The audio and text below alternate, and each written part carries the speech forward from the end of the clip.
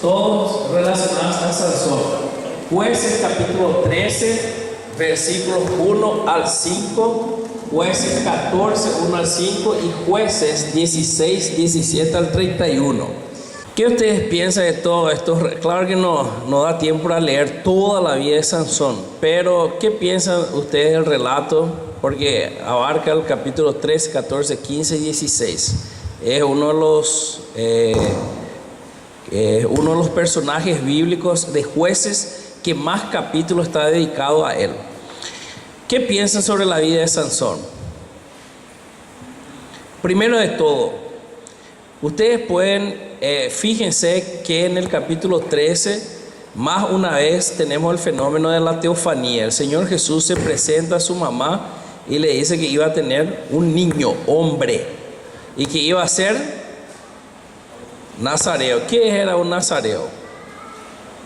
Dedicado a Dios. ¿Y cuáles eran las características según número 6? No podía cortarse el cabello, tenía que tener cabello largo y no podría contaminarse con ningún cuerpo muerto, sea de animales o personas, y no podía usar bebida alcohólica ni sidra. Y este hombre no podría contaminarse con todo esto. Muy bien. Fíjense, un embarazo dura 40 semanas en media.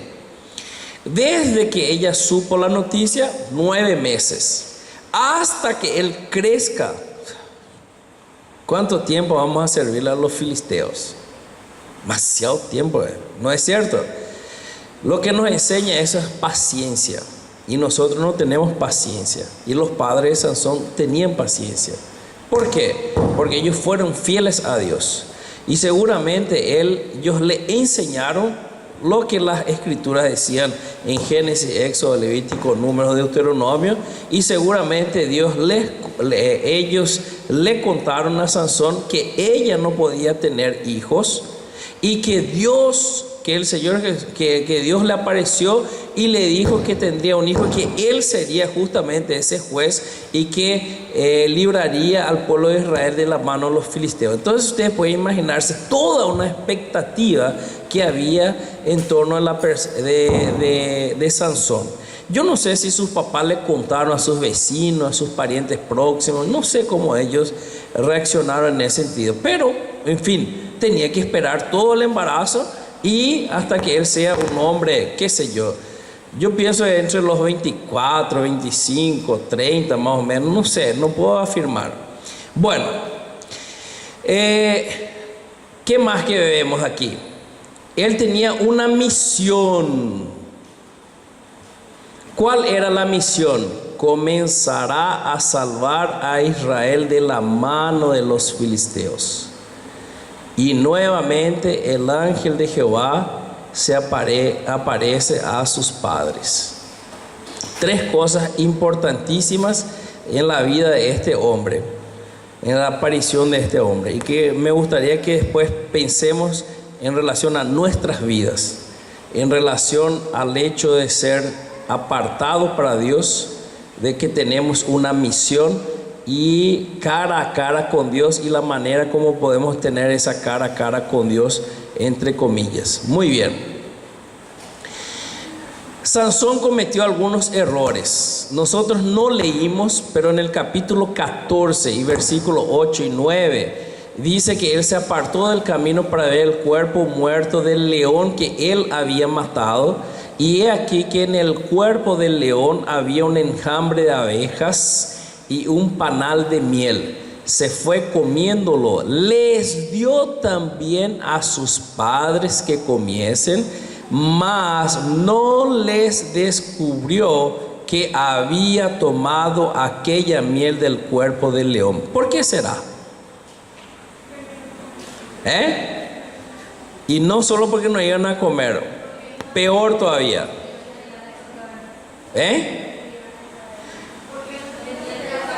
No tenía que acercarse, y él sabía muy bien que cometió una desobediencia a Dios. Le engañó. Pero por ejemplo, ustedes no son así. Cuando ustedes cometen un error o mienten, ustedes se van y le cuentan a sus padres que ustedes hicieron mal, ¿verdad? Aquí nadie esconde. Solamente Sansón hizo eso. Nosotros no somos así. Solo Sansón cometió ese error. No es así. Entonces fíjense, dos cosas fundamentales que Sansón cometió, dos errores en esa actitud de él. ¿Cuál fue justamente? El hecho de ponerse en contacto con un cuerpo muerto y el hecho de contaminarse y de mentirle a sus padres. Son dos errores que él cometió en este momento. En Números capítulo 6 y versículo 6 está eso justamente, que lo que está diciendo aquí, que él no tendría que ponerse en contacto con algún cuerpo muerto. La mujer de Timnat y su padre y su madre le dijeron: no hay mujer entre las hijas de tus hermanos, ni entre todo nuestro pueblo, para que vayas tú a tomar mujer de los filisteos incircuncisos. Y Sansón respondió a su padre: tómame esta por mujer, porque ella me agrada. ¿Cuáles eran sus hermanos? Cuando habla de hermanos, habla de la tribu. ¿Cuál era la tribu de Sansón? ¿De qué tribu él descendía? De la tribu de Dan. Eso está en el capítulo 13. Escúchame, no hay una chica aquí de Israel que te guste. No, yo quiero esa mujer que es de los filisteos. Yo le quiero a ella, porque esa me agrada. ¿Cuántas veces también tu papá, tu mamá te puede decir: cuidado, no vayas a mirar a una chica incrédula? ¿Y qué voy a decir? Pero esa es linda. En la iglesia no hay linda como esa. Y yo le voy a convertir y voy a orar por ella para que se convierta. No es así que decimos muchas veces. Así es. Yo pensaba así también en la secundaria. Me gustaba una chica. Ella era la que quitaba mejores notas en la clase. Y estábamos allí. Yo también más o menos le seguía las notas. Y esa me gusta. Señor, te pido para que ella se convierta. Pero no era para que se convierta. Por poco nos decía para que se convierta a Adolfo. Eso está mal. Esto no es del agrado de Dios.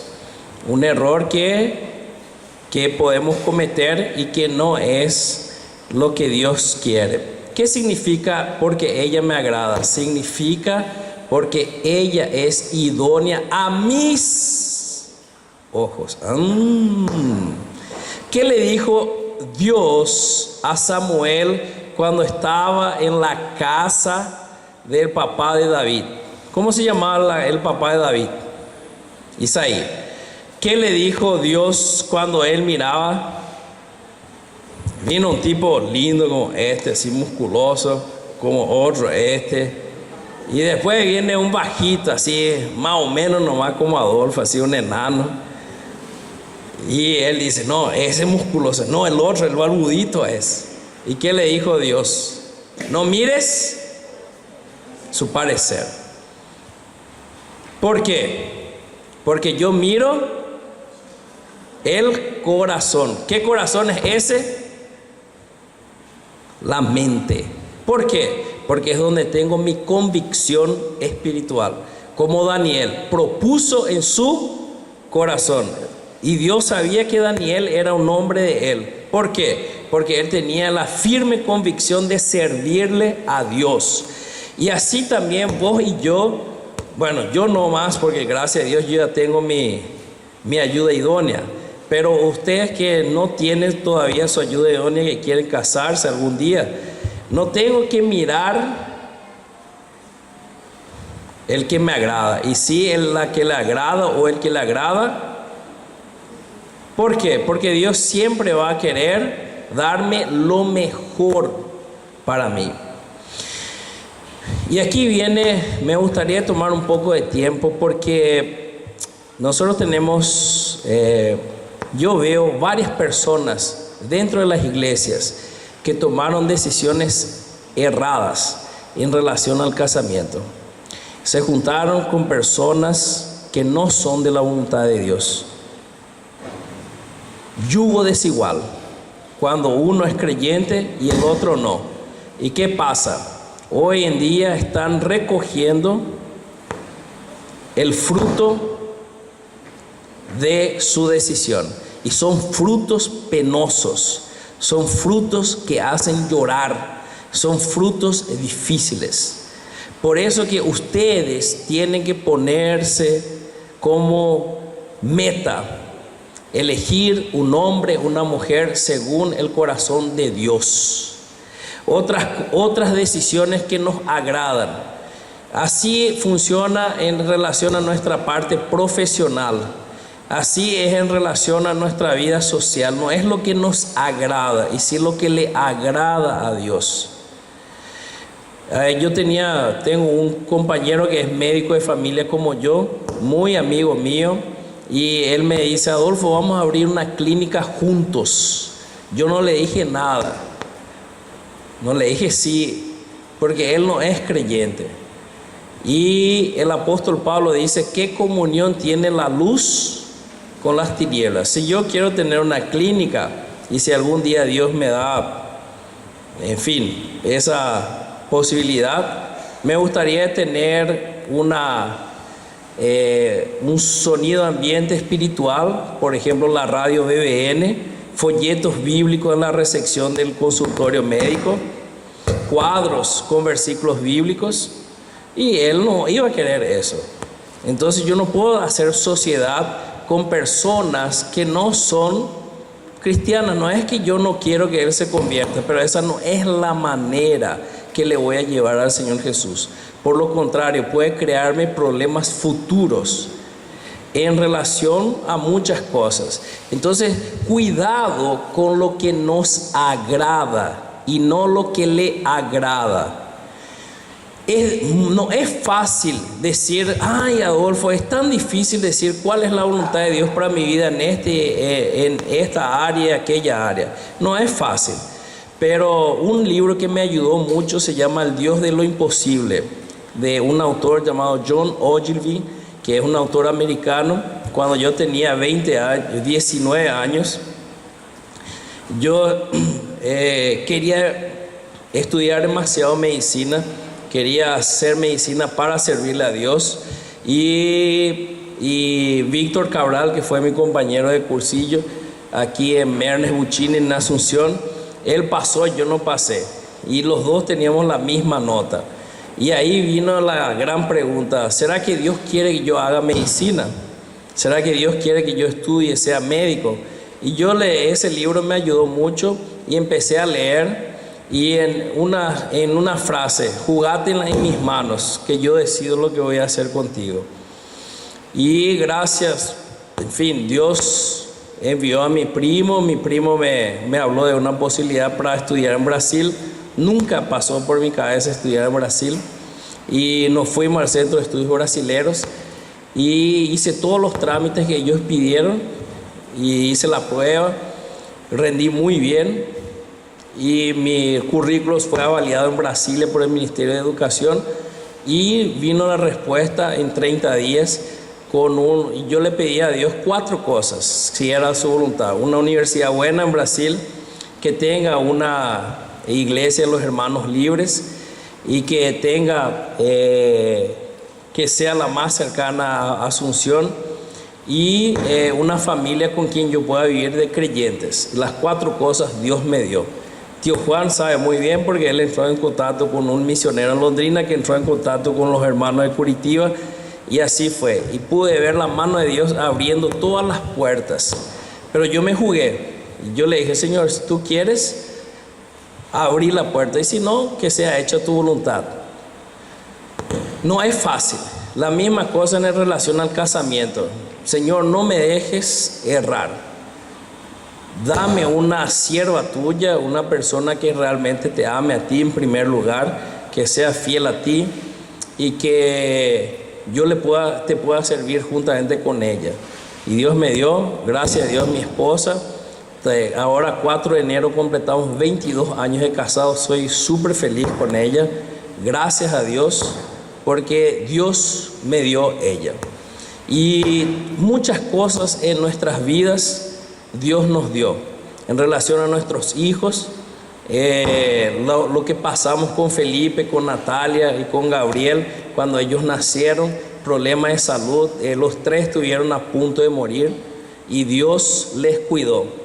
Tuvimos experiencias principalmente con Gabriel, que nació de prematuro y tuvo 8 días, estuvo entubado en la terapia neonatal y nosotros le veíamos morir a nuestro hijo con 12 horas de vida.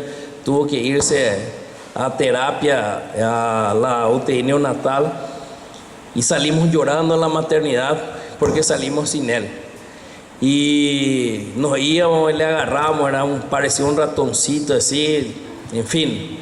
Y orábamos y le decíamos: Señor Dios, si tú quieres, curale, y si no, sea hecho tu voluntad. Pero esa es la oración que duele, porque si se muere, no es fácil.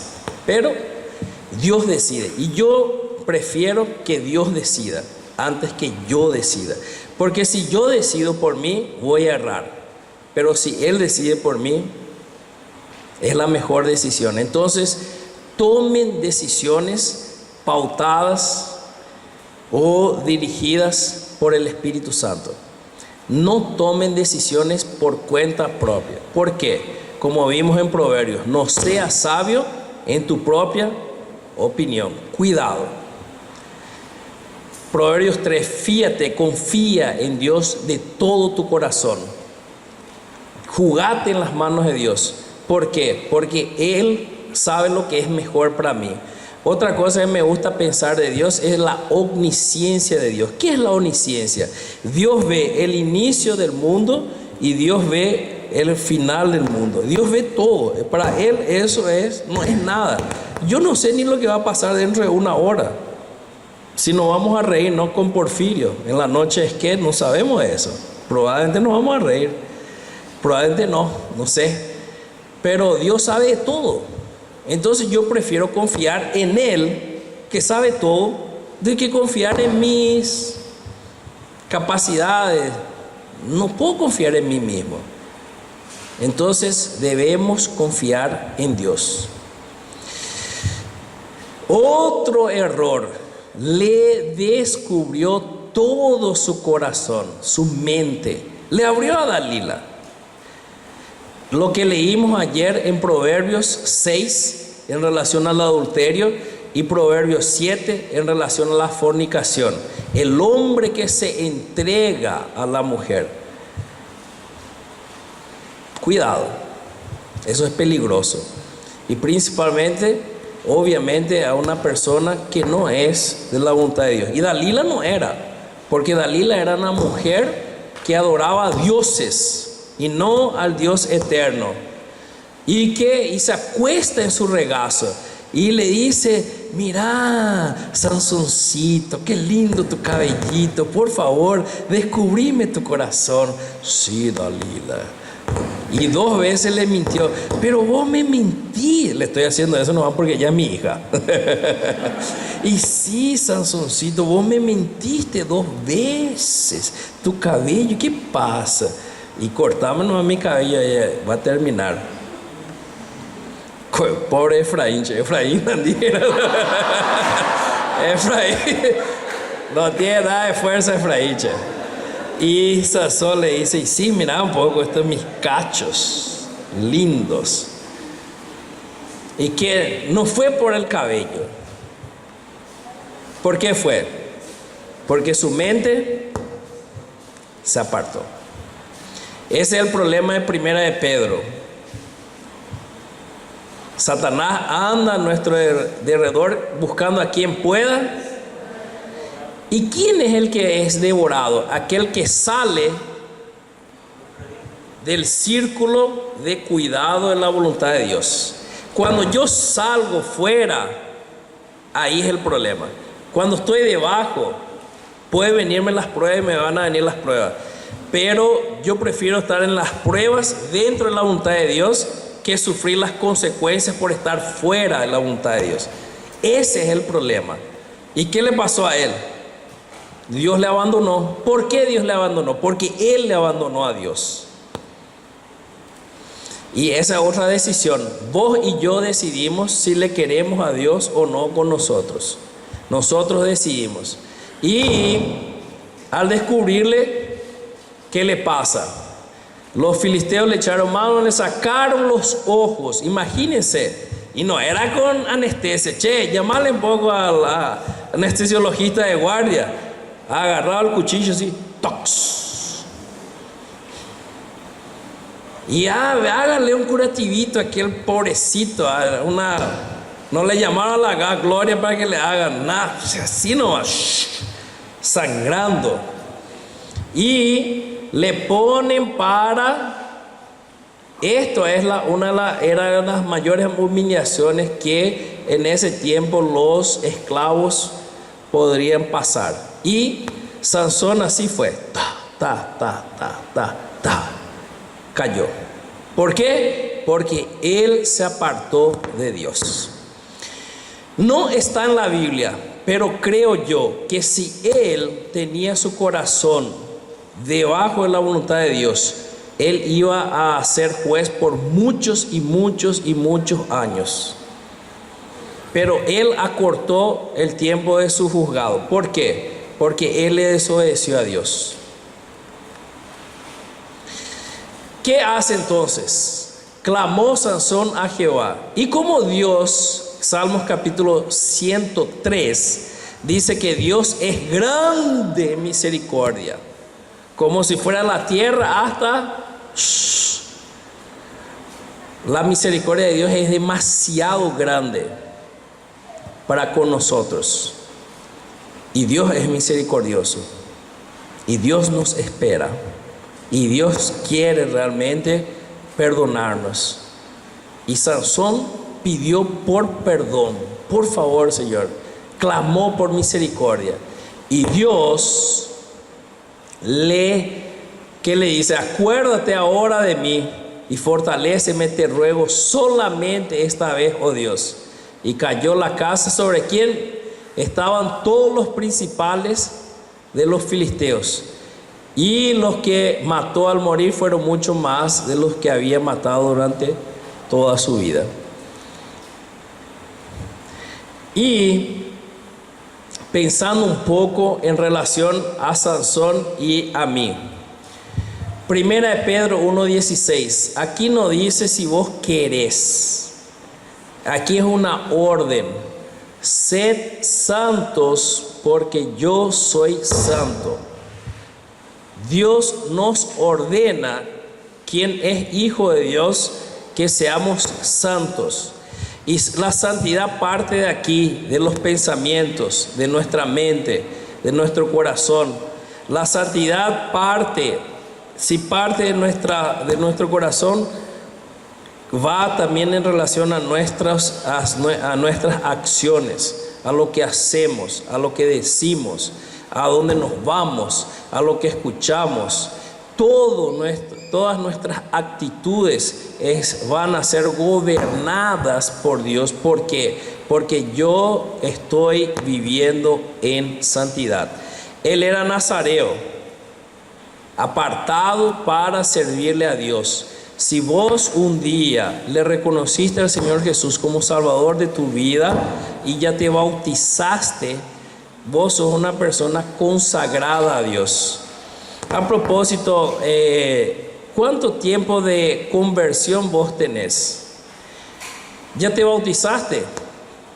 Y si no te bautizaste, ¿por qué todavía no te bautizaste? Siendo que el bautismo es un paso de obediencia a Dios, es una orden. Yo tengo que bautizarme porque el Señor Jesús me dejó ese ejemplo.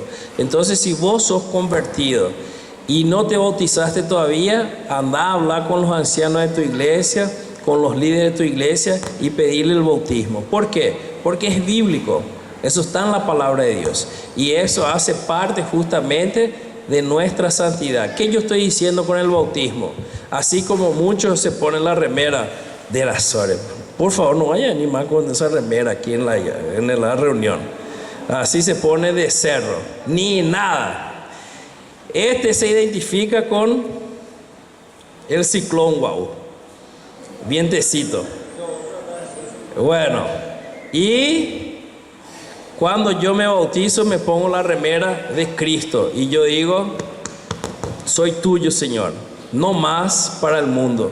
Entonces tenemos que ponernos la remera de Cristo. ¿Y cómo nos ponemos la remera de Cristo? Con el bautismo. Entonces es fundamental que nos bauticemos quien todavía no se bautizó.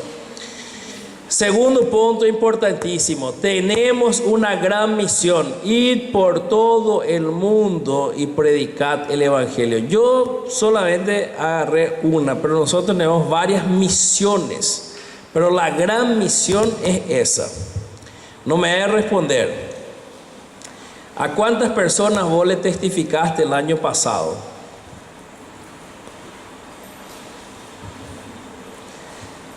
Hay un misionero en Brasil que conoce mucho la Biblia, se llama David Janet. Este hermano, él dice, estuvo en el campamento de jóvenes el año pasado. Felipe y Natalia se deben recordar. Él decía así: siempre predica del Señor Jesucristo y si necesario habla de Él. ¿Por qué? Porque tu vida ya tiene que ser un testimonio del Señor Jesús. Las personas al mirarte y al mirarme tienen que ver un cristiano pequeño Cristo, que nos hace recordar el comportamiento del Señor Jesús. Entonces yo tengo que ser un cristiano, esa es mi misión. Pero como misionero, no solamente tío Juan tiene el privilegio de ser misionero de tiempo integral. Yo no soy misionero de tiempo integral, pero yo soy misionero en donde estoy.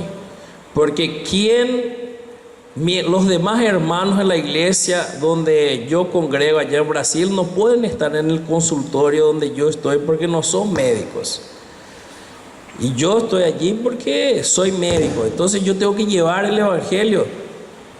Hay otro hermano que estuvo envuelto en drogas y hace 6 años, gracias a Dios, salió de las drogas.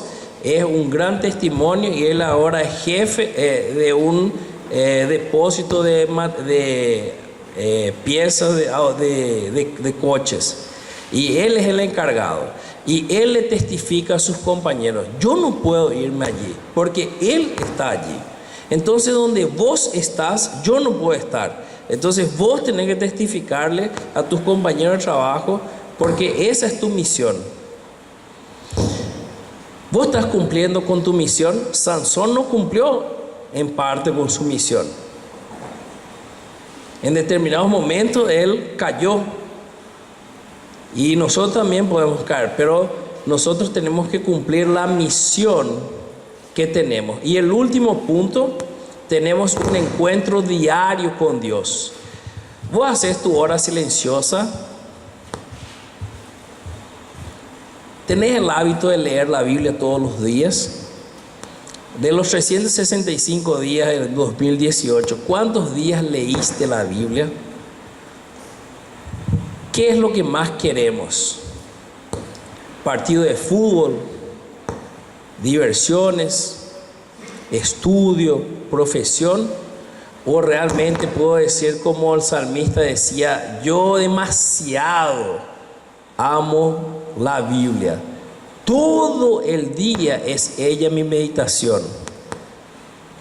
Vos meditas. Meditar significa pensar. Nosotros leímos y memorizamos versículos y empezá a comparar esos versículos con tu vida. Y Daniel propuso en su corazón no contaminarse con la porción de la comida del rey. Yo, ¿cómo estoy en esa cuestión de contaminarme? Mi mente está contaminada y tengo que analizarme constantemente. Eso significa meditar en la palabra de Dios. Tío Juan tiene mucho buena semilla. Tío Juan le puede dar buena semilla a todo, ¿verdad? No. Pero hay varios devocionales que podés todos los días estar leyendo. Muchísimos devocionales hay. Hay que leer la Biblia, tenés que leer la Biblia. Nosotros tenemos ese encuentro personal con Dios diariamente. Dios nos habla por medio de su palabra y nosotros no nos podemos esconder de Dios. Y si no queremos encontrarnos con Dios, claro, ni vamos a leer y ni vamos a orar. Y los padres de Sansón tuvieron un encuentro personal así con el Señor Jesús. Y el Señor Jesús quiere tener un encuentro personal con nosotros para nuestro crecimiento espiritual. Terminando. En Hebreos capítulo 11, versículo 32, el escritor de Hebreos, que no sabemos quién es, se pregunta: ¿y qué más digo? Después de hablar de Abraham, de Sara, de Moisés, porque el tiempo me faltaría contando de Gedeón, Barak y fíjense de quién, Sansón. No tuvo ni tiempo de hablar de David. ¿Por qué él está allí? Porque fue considerado un héroe de la fe, un hombre que tuvo su fe y demostró su fe en Dios a pesar de sus problemas y sus fallas. Vos tenés fallas, yo tengo fallas. ¿Cuántas veces fallé con Dios? Nada, todos nosotros tenemos problemas, todos. No existe una persona aquí que le pueda decir que no tiene ningún punto débil. Y en determinado momento de nuestra vida anduvimos medio, pero Dios nos da otra oportunidad. Una de las oportunidades más grandes que yo veo en la Biblia fue con este hombre, David. Porque después de adulterar, David tuvo, si no me engaño, 12 mujeres. Me corrigen los demás si alguien sabe exactamente. 12 mujeres, tuvo muchos hijos. Sus hijos le trajeron problemas, principalmente a Absalom. Y por tener muchas mujeres, muchos hijos, tuvo muchos problemas. Y uno de los peores problemas fue justamente que le mató a Urías por causa de una mujer. Es cierto que era Miss Israel, pero eso no justificaba el hecho de matarle a un hombre. Y Dios dice en su palabra que él fue un hombre según su corazón. Impresionante eso. ¿Y por qué eso? Por la misericordia de Dios. Me gustaría que todos nosotros en este momento pensemos cómo está nuestra vida delante de Dios. Y siempre vamos a decir, las dos decisiones más importantes son el hecho de recibirle al Señor Jesús, reconocerle como Salvador de nuestras vidas. Si todavía no lo hiciste, vos tenés que hacerlo, es una decisión personal. Y la segunda decisión más importante es de consagración. Dedica tu vida a Dios. Decirle a Dios: y aquí te entrego todo lo que soy. Decirle a Dios: dirigí mi vida, Señor. Dirigí mi vida. Pero claro que vos tenés que hacer tu parte. No podés decirle a Dios que querés estudiar A, B o C y no estudias. Tenés que esforzarte. En fin, tenemos que hacer nuestra parte. Pero orarle a Dios y decirle: Señor, yo quiero que tú me dirijas. Yo quiero que tú me muestres cuál es el camino que debo la decisión que debo tomar, cuál es el camino que debo andar. Señor, por favor, mostrame. Existen ciertas cosas en la Biblia que son extremadamente claras, que es el hecho, por ejemplo, de leer la Biblia, de orar, de congregarse, de bautizarse, de testificar. Eso son cosas extremadamente claras. Y existen otras que no son tan claras así, pero que Dios nos muestra según la dirección del Espíritu Santo dentro nuestro. Vamos a orar en este momento y pedirle a Dios para que realmente podamos, vos puedas tomar una decisión, y la decisión de consagrar tu vida a Dios. Y aquel que todavía no le tiene al Señor Jesús como Salvador de su vida, que pueda realmente decidir por el Señor Jesús. Vamos a orar. Le voy a pedir a Marcelo que ore en este momento para terminar. Señor, queremos agradecerte en este momento por tu palabra. Gracias porque tú nos hablas a través de la vida de Sansón. Ayúdanos a tomar decisiones que están acorde a tu voluntad. así como dice tu palabra, que tu voluntad es agradable y perfecta. Te pedimos por cada persona que escuchamos en este tiempo tu palabra, que tú nos ayudes, Señor, a enfocarnos en tu voluntad, enfocarnos en tu palabra, en tus promesas, descansar en ti. Y ahora, Señor, te pedimos por cada persona que ha tomado una decisión y, como dice tu palabra, es el culto racional, pensando, que tú nos ayudes, Señor, a tomar decisiones sabias y que con el tiempo puedan ser confirmadas, que podamos prometer aquello que vamos a cumplir, Señor. Bendícenos en esta noche. Gracias por tu palabra. En el nombre del Señor Jesús oramos. Amén, Señor.